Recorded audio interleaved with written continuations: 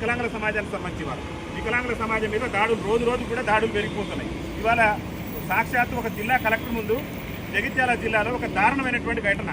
తన ఇంటి సమస్య చెప్పుకునేందుకు వెళ్ళినటువంటి ఒక వికలాంగుడిని జిల్లా కలెక్టర్ ముందు జిల్లా కలెక్టర్ గారి దగ్గర గోడు చెప్పుకుందానని పోతే ఆ గోడు వెనకపోక కలెక్టర్ గారు పోలీసు వాళ్ళతోని ఇలా లాక్కుంటూ ఈడ్చుకుంటూ వెళ్ళేటటువంటి పరిస్థితి రాష్ట్రంలో దాపరించింది. తెలంగాణ రాష్ట్రంలో వికలాంగులకు రక్షణ కల్పించవలసిన బాధ్యత ఈ రాష్ట్రంలో మరి హోంశాఖ కూడా తన దగ్గర పెట్టుకుని ముఖ్యమంత్రి మీద ఉందా లేదనేది మా మీడియా మిత్రులు కూడా ఆలోచించాలి. వికలాంగుల మీద అడుగడుగున వివక్ష ప్రదర్శిస్తున్నారు రేవంత్ రెడ్డి గారు. అందుకు అనేకమైన ఉదాహరణలు ఉన్నాయి. రేవంత్ రెడ్డి ప్రభుత్వంలో రేవంత్ రెడ్డి గారు అధికారంలో రాకముందు మాకు ఏం చెప్పినట్టే ఉపదంకుడు ఉపన్యాసాలు కాంగ్రెస్ పార్టీ మేనిఫెస్టోలు కూడా ఏం చెప్పినట్టు వాళ్ళు మా కాంగ్రెస్ పార్టీ అధికారంలోకి వస్తే వికలాంగుల అట్రాసిటీ చట్టాన్ని రాష్ట్రంలో సమర్థవంతంగా అమలు చేస్తాం. తెలంగాణ రాష్ట్రంలో కాంగ్రెస్ పార్టీ అధికారంలోకి వస్తే వికలాంగుల అట్రాసిటీ చట్టాన్ని అమలు చేస్తాం కాబట్టి మీరు అందరూ మాకు ఓట్లు వేయండి అన్నారు. సరే నమ్మి ఓట్లు వేస్తే ఇలా ఏం చేసినట్టు మమ్మల్ని అడ్డేయడం ఉంచుకున్నాడు. వికలాంగుల హక్కుల చట్టాన్ని సమర్థవంతంగా అమలు చేస్తామని చెప్పినటువంటి రాష్ట్ర ముఖ్యమంత్రి రేవంత్ రెడ్డి గారు 2016 మరి వికలాంగుల హక్కుల చట్టాన్ని ఉల్లంఘించి వికలాంగులు సివిల్స్ పనికిరారు, దానికి పనికిరారు, దీనికి పనికిరారు అని చెప్పేసి ఆ వికలాంగుల సమాజాన్ని కించపరిచే విధంగా వ్యాఖ్యలు చేసినటువంటి రేవంత్ రెడ్డి ప్రభుత్వంలో సీనియర్ ఐఏఎస్ అధికారులు ఉన్నటువంటి శ్రీనివాస్ అగర్వాల్ మీద మరి ఎందుకు వికలాంగుల హక్కుల చట్టం కేసు నమోదు చేయలేదు, ఎందుకు ఆమె మీద నేటి వరకు యాక్షన్ తీసుకోలేదు? రాష్ట్ర ముఖ్యమంత్రి గారు సమాధానం చెప్పాలి.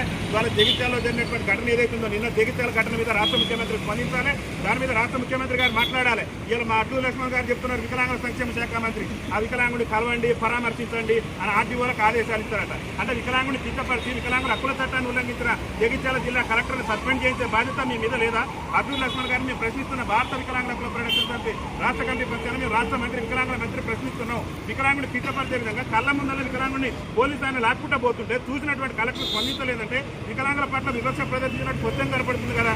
అందుకని మీ ఒకే కోరుతున్నాం, జగిత్యాల జిల్లా కలెక్టర్ మీద వికలాంగుల హక్కుల చట్టం కింద కేసు నమోదు చేయాలి. తక్షణమే ఆయన ఉద్యోగం నుంచి సస్పెండ్ చేసే విధంగా రేవంత్ రెడ్డి ప్రభుత్వం చర్యలు తీసుకోవాలని చెప్పేసి మా వికలాంగుల సమాజం పక్షాన్ని మేము విజ్ఞప్తి చేస్తున్నాం. అదేవిధంగా పోలీసు వాళ్ళు అంటే ఎవరండి? పోలీసు వాళ్ళు రక్షణ కల్పించాలి. రక్షణ కల్పించి వికలాంగులు అంటే ఇంకా వెహికల్తో బాధపడే వాళ్ళం మాకు స్పెషల్గా రక్షణ ఇచ్చేటట్టు ప్రభుత్వం ఉండాలి, పోలీసు యంత్రాంగం ఉండాలి. పోలీసులు మమ్మల్ని వీడ్చుకెళ్తే మా భక్తులు అంటే తెలంగాణ రాష్ట్రంలో వికలాంగులకు రక్షణ లేదా? వికలాంగుల మీద పోలీసు వాళ్ళు దాడులు చేస్తారా? వికలాంగ సమస్యలు చెప్పుకున్నానని బోర్డు చెప్పుకున్నానని చెప్పేసి ప్రజాపాలనకు వస్తే ప్రజాపాలనని గొప్పలు చెప్పుకుని రాష్ట్ర ముఖ్యమంత్రి ప్రజాపాలనలో వికలాంగులు వీడ్చుకోలేమని చెప్పాడు. ఆ పోలీసు వాళ్ళకి ఆదేశాలు ఇచ్చింది రాష్ట్ర ముఖ్యమంత్రి గారు. అందుకని అడుగుతున్నాం, మేము జగిత్యాల జిల్లాలో వికలాంగులు తీసుకెళ్ళినటువంటి పోలీస్ కానిస్టేబుల్ వెంటనే సస్పెండ్ చేయాలి. అదేవిధంగా జిల్లా కలెక్టర్ దాని మీద ఈ కానిస్టేబుల్ మీద కూడా వికలాంగుల హక్కుల చట్టం కింద కేసు నమోదు చేసి వారి మీద చట్టపరమైన చర్యలు తీసుకోవాలని చెప్పేసి మేము రాష్ట్ర ప్రభుత్వం డిమాండ్ చేస్తున్నాం. అదేవిధంగా తెలంగాణ రాష్ట్రంలో రేవంత్ రెడ్డి గారు చెప్తున్నాడు త్వరలోనే మేము పంచాయతీ ఎన్నికలు నిర్వహిస్తాం తెలంగాణ రాష్ట్రంలో అని చెప్తున్నాడు. రేవంత్ రెడ్డి గారి ప్రభుత్వం ఒకే చెప్తున్నాం, తెలంగాణ రాష్ట్రంలో వికలాంగులకు జనాభా తమాషా ప్రకారం గ్రామ పంచాయతీ నుంచి మొదలు పెడితే పార్లమెంట్ వరకు కూడా రాజకీయ రిజర్వేషన్ కల్పించిన తర్వాతనే ఈ రాష్ట్రంలో పంచాయతీ ఎన్నికలు నిర్వహించాలి. ఇవాళ బీసీలకు సంబంధించి మీరు బీసీ రిజర్వేషన్ సంబంధించి మాట్లాడుతున్నారు, అది సంతోషమే. బీసీల రిజర్వేషన్ ఇవ్వడానికి వికలాంగుల సమాజం కూడా స్వాగతిస్తుంది. కానీ స్వతంత్రం వచ్చిన 75 ఏళ్ల నుంచి కూడా రాజ్యాధికారానికి దూరమై చట్టసభలలో మా సమస్యలే చర్చకు రాకుండా ఇవాళ నేటి వరకు కూడా వికలాంగుల జీవితాలు ఇలా మెరుగుపడకుండా తెలంగాణ రాష్ట్ర ఉద్యమంలో మా వికలాంగుల పాత్ర అనిర్వచనీయం. వైకల్యాం సైతం కూడా తెలంగాణ రాష్ట్ర ఉద్యమంలో మేము పాల్గొని ఉద్యమం చేస్తే నేటి వరకు కూడా తెలంగాణ రాష్ట్రం ఏర్పడే కాచి ఇంతవరకు కూడా వికలాంగుల బ్యాక్లాగ్ ఉద్యోగాలు భర్తీ లేదన్నారు. ఆ ఉద్యోగాల భర్తీ మీద కూడా రాష్ట్ర ప్రభుత్వం నోటిఫికేషన్ విడుదల చేయలేదు. కేసీఆర్ నియామకాలు చేయలేదు, మేము వచ్చి నియామకాలు చేస్తామని రేవంత్ రెడ్డి మేనిఫెస్టోలో చెప్పిండు. మరి ఇంతవరకు వికలాంగుల బ్యాక్లాగ్ ఉద్యోగాల నియామకాలు ఎందుకు భర్తీ చేయలేదు? రేవంత్ రెడ్డి గారు సమాధానం చెప్పాలి. అడుగడుగున వివక్ష ప్రదర్శిస్తున్నాడు. రేవంత్ రెడ్డి గారు చెప్పిన ఆర్టీసీలో మా కాంగ్రెస్ పార్టీ అధికారంలోకి వస్తే వాళ్ళ అభయాస్త్రం మేనిఫెస్టోలో 29 అంశాలు కాంగ్రెస్ పార్టీ అధికారంలోకి వస్తే ఆర్టీసీలో వికలాంగులకు 100% ఉచిత రవాణా సౌకర్యం కల్పిస్తామని చెప్పిండు. ఇలా మహిళలకు ఉచిత రవాణా సౌకర్యం కల్పించిన ఈ రాష్ట్ర ముఖ్యమంత్రి రేవంత్ రెడ్డి గారు వికలాంగుల పట్ల కక్ష సాధింపు వివక్ష ఉంది కాబట్టి నువ్వు నేటి వరకు ఉచిత రవాణా సౌకర్యం కల్పించాలి. ఎన్టీ రామారావు గారు ముఖ్యమంత్రికి ఉన్నప్పటి నుంచి మాకు ఆఫ్ ఛార్జీ ఉన్నది, అరే మహిళలకు ఆఫ్ ఛార్జీ కూడా లేదు, వాళ్ళకి ఇలా ఉచితం ఇస్తున్నాను 6 గ్యారెంటీల భాగంగా ఇచ్చినావు, కానీ మాకు కూడా ఇస్తానన్నావు కదా. మరి మాకు ఇస్తానన్నాడు మాకెందుకు? ఎప్పటి నుంచో ఎన్టీ రామారావు ప్రభుత్వం నుంచి ఆఫ్ ఛార్జ్ ఉన్న వాళ్ళకేమో ఫ్రీ చేయడం నీకు చేత కాకుండా సకలాంగులకు ఇచ్చిన సంతోషం, మా మహిళా అక్కలకు మా మహిళా చెల్లెలకు ఇచ్చిన సంతోషపడుతున్నారు రేవంత్ రెడ్డి గారు. కానీ అంతకంటే వివక్ష గురైనటువంటి సామాజిక వర్గం వికలాంగుల సామాజిక వర్గం చాలని పింఛన్లతో దుర్పరిచిత బతుకు జీవుడు అంటూ కాలం వెళ్ళదీస్తున్న రేవంత్ రెడ్డి గారు ఈ రాష్ట్రంలో మేము దయచేసి వికలాంగులకు మీ కాంగ్రెస్ పార్టీ ఎన్నికల మేనిఫెస్టోలో చెప్పిన విధంగా ఆర్టీసీలో 100% ఉచిత రవాణా సౌకర్యం కల్పించాలి. ఇంకొక ప్రధాన డిమాండ్ కూడా రాష్ట్ర ప్రభుత్వం మేము విజ్ఞప్తి చేస్తున్నాం, ఒక్క ఆర్టీసీ బస్సులలో కూడా డీలక్స్ బస్సు మాకు అదేవిధంగా పల్లె వెలుగులో మాత్రమే బస్సులు ఎలో చేస్తున్నారు. సూపర్ లగ్జరీ గరుడ అన్ని బస్సులలో కూడా వికలాంగులకు ఉచిత రవాణా సౌకర్యం కల్పించే విధంగా రాష్ట్ర ప్రభుత్వం చర్యలు తీసుకోవాలని చెప్పేసి రాష్ట్ర ముఖ్యమంత్రి రేవంత్ రెడ్డి గారిని మేము విజ్ఞప్తి చేస్తున్నాం. అదేవిధంగా ఆర్టీసీ సంబంధించి సత్యనారాయణ గారిని కూడా ఒక ప్రధానంగా విజ్ఞప్తి చేస్తున్నాం. ఈ ఆర్టీసీ మంత్రి రవాణా శాఖ మంత్రి పొన్న ప్రభాకర్ గారికి అనేక సందర్భాల్లో చెప్పినాం, అయా మీరు ఇచ్చిన ఈ ఉచిత రవాణా సౌకర్యం వల్ల మా వికలాంగులకు ఉన్న సీట్లలో కూడా వికలాంగులు కూర్చొనివ్వట్లేదు, వికలాంగుల మీద దాడులు పెరిగిపోతున్నాయి, ఆర్టీసీ బస్సు ఎక్కుతారంటే మా గుండెల్లో రైలు పరిగెడుతున్నాయని చెప్పి చీరలు కట్టి రాష్ట్ర ప్రభుత్వాన్ని నిరసన తెలిపారు. చీరలు కట్టుకొని రాష్ట్ర ముఖ్యమంత్రి నిరసన లేదు. అయినా ప్రభుత్వం నుంచి స్పందన లేదు. పొన్నం ప్రభాకర్ గారు రవాణా శాఖ మంత్రి గొప్పలు చెప్పుకుంటాడు, పేపర్లలో ప్రకటనలు ఇస్తున్నారు. కానీ మా వికలాంగుల బోడి పొన్నం ప్రభాకర్ గారి పట్టదా?